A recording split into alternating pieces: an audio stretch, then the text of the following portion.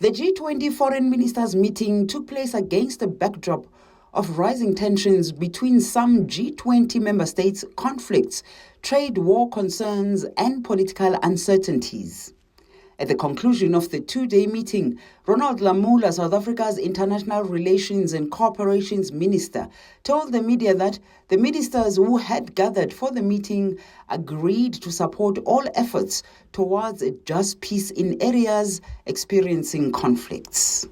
Concerning the ongoing conflict and wars in Africa, the Middle East and Europe, the meeting reiterated that all states must act in a manner consistent with the purpose and principles of the UN Charter. Affirmed that all parties in conflicts must comply with their obligations under international law, including international humanitarian law and international human rights law. Guided by these principles, there was agreement to support all efforts towards a just peace in Ukraine, Palestine, Sudan, the DRC, and other major conflicts across the globe. Some of the ministers who attended the G20 meeting expressed their concerns about these conflicts, but in particular the one between Ukraine and Russia. They called for the fighting to stop and for a fair resolution to be established through dialogue and negotiations, one that can set an important precedent for the future.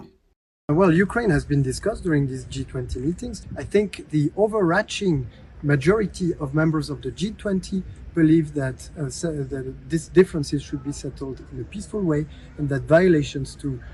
As a European country, I am worried, and I think I speak for many European countries, that trying to impose peace on Ukraine without their presence and without their consent is worrying.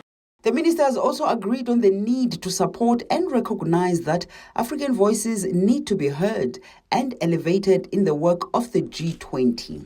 The final report from this meeting will be presented for adoption at the G20 Shepherds or Ministers Special Advisors meeting that will take place in November.